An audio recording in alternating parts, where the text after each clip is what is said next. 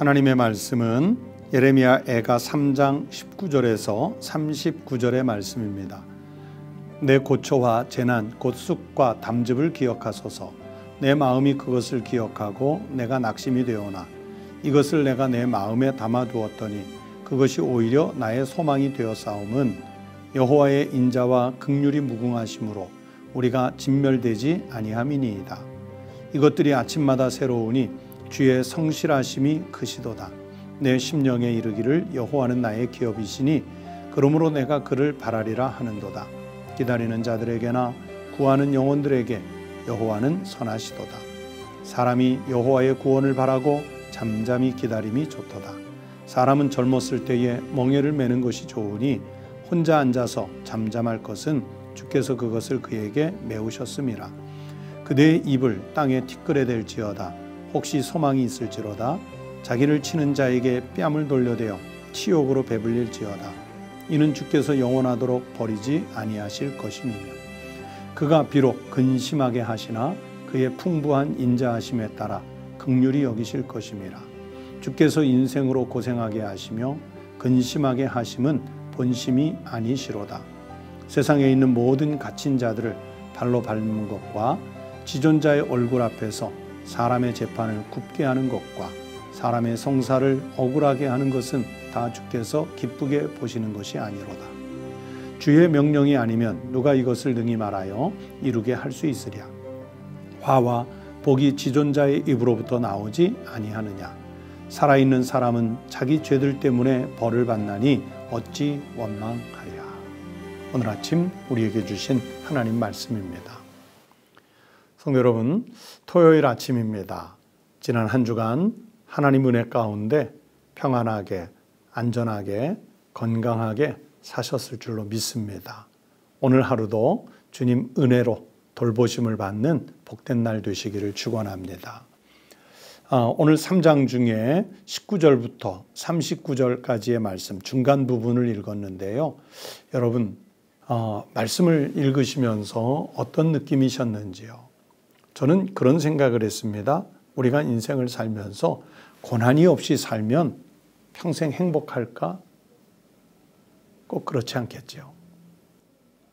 그 고난이 오히려 우리에게 삶의 활력을 주고 때로는 극복해냈을 때 용기를 주고 그러면서 미래에 대한 소망을 갖게 하는 그런 순기능이 분명히 있습니다. 다시 말하면 고난 자체가 주는 복이 우리에게 있습니다. 그래서 이런 말이 있어요. 고난은 변장한 하나님의 축복이라. 여러분, 하나님의 축복이 고난이라는 이름으로 변장하고 우리에게 찾아온다는 아주 은혜로운 해석입니다.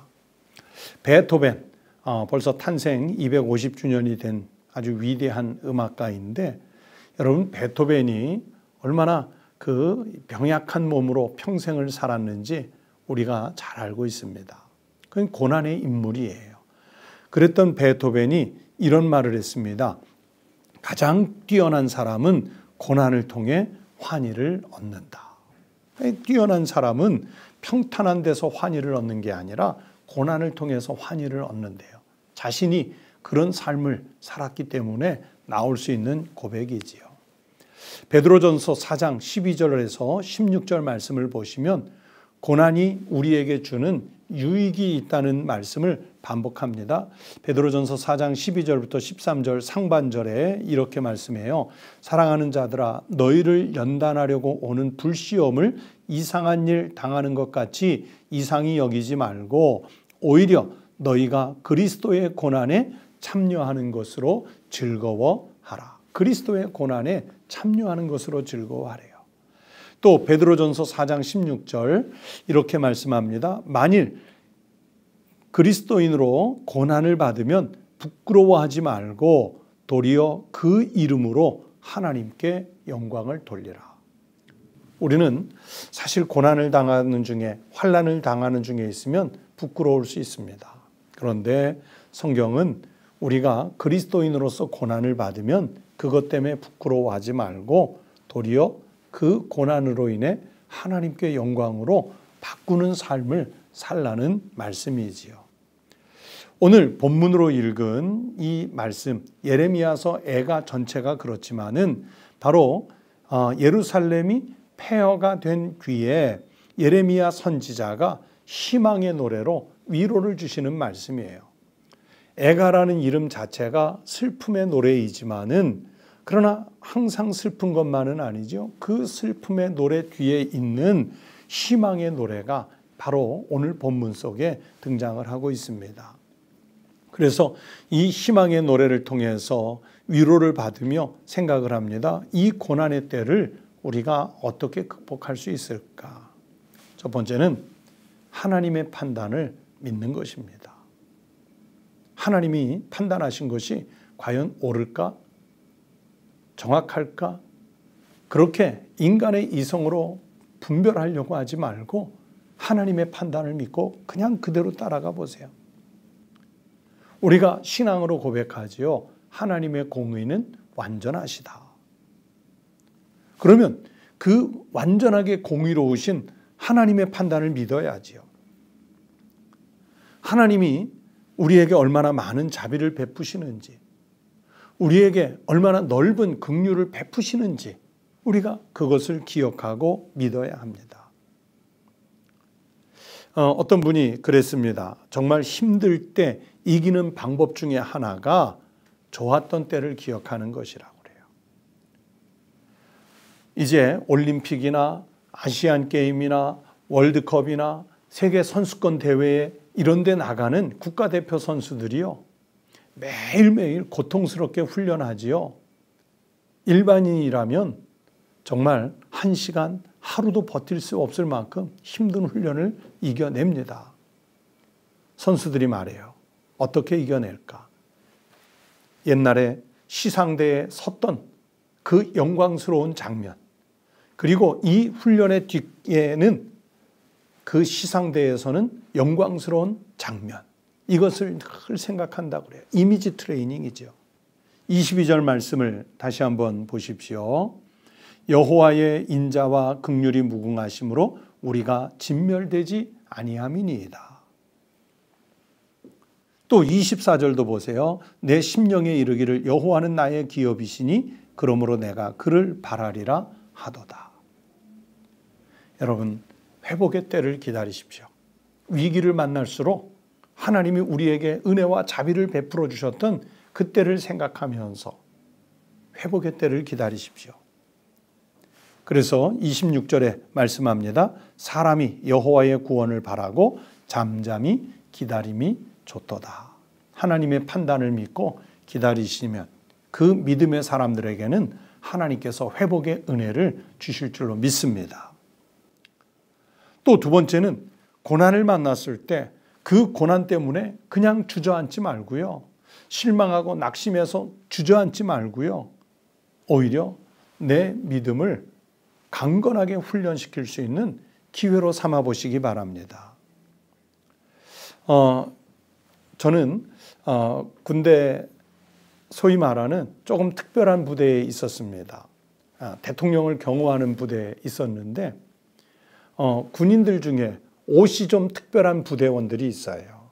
뭐 해병대라든지 의장대, 군악대, 뭐 특수부대 이런 부대들은 옷이 좀 특별해요.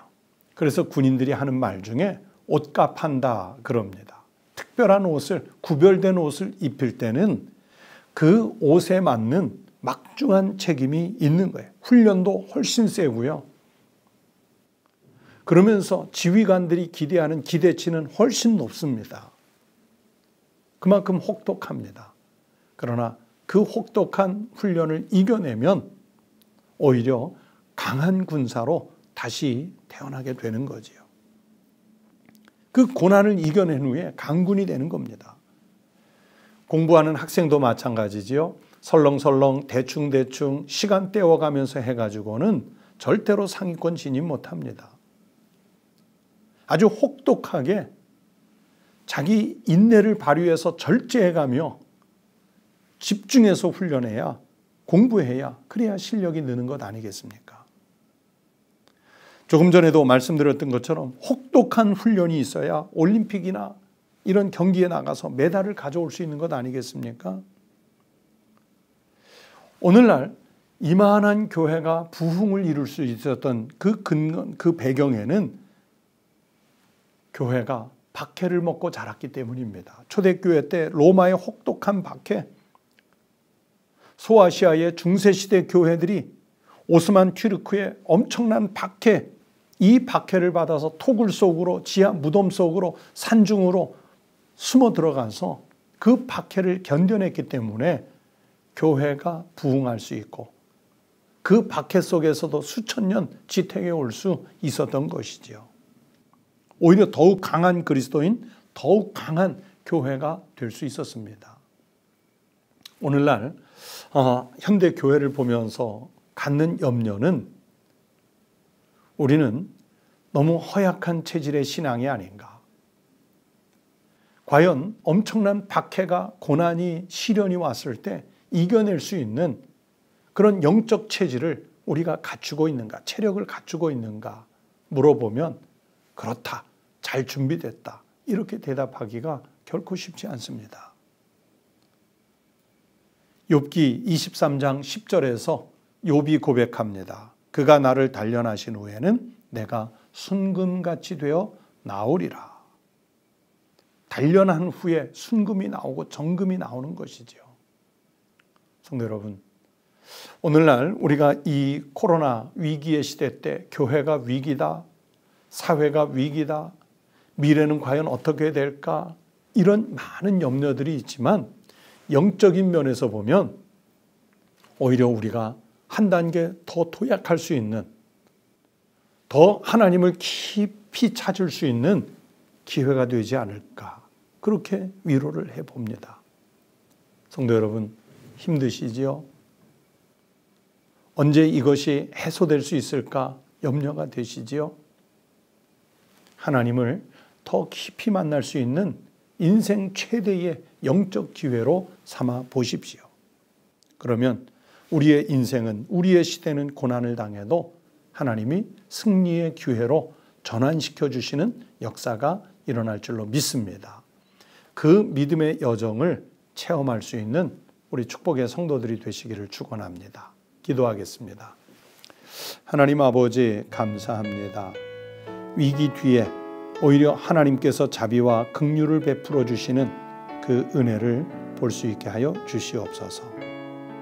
하나님, 이스라엘 민족이 예루살렘 성이 무너지고 바벨론의 포로로 잡혀가 아무런 희망도 볼 수 없을 것 같은 시대였지만 여호와 하나님의 구원을 바라며 잠잠히 기다렸을 때 저들에게 회복의 은혜를 주셨던 것을 기억합니다.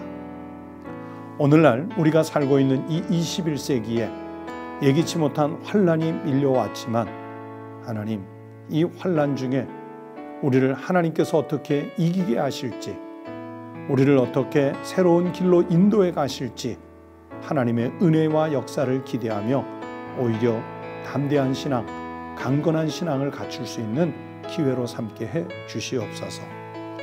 교회가 든든해지게 하시고 믿음의 성도들이 굳세고 강건한 믿음을 갖는 기회가 될 수 있게 하여 주시옵시고 우리 사회의 체질이 영적으로 강화되는 이런 축복의 기회로 전환시킬 수 있게 해 주시옵소서. 오늘도 새 날을 주셔서 감사합니다. 하나님 은혜에 머물게 해 주시옵소서. 지난 한 주간 동안 우리를 지켜주신 은혜 감사합니다. 남은 생에 평생이 감사가 넘치게 해 주시옵소서. 내일 거룩한 주일을 드리는 우리 교회 그리고 한국교회의 모든 성도들이 영이신 하나님께 신령과 진정으로 예배하는 날 삼게 해 주시옵소서. 우리 주님 예수 그리스도의 이름으로 기도드리옵나이다. 아멘. 오늘 아침 예레미야 3장의 말씀을 기억하시면서 이렇게 첫 번째 기도를 하시겠습니다. 담대한 믿음, 그리고 그 믿음에 맞게 사는 주님의 군사가 될 수 있게 해달라고 기도하십시다. 두 번째는 우리 북한의 동포들, 지하교회에 숨죽이며 예배하는 형제 자매 성도들을 위해서 기도해 주시기 바랍니다. 그리고 세 번째는 내일 주일인데 모든 교회들마다 주일 예배가 온전하게 드려질 수 있도록 위해서 기도해 주시기 바랍니다. 다 함께 기도하겠습니다.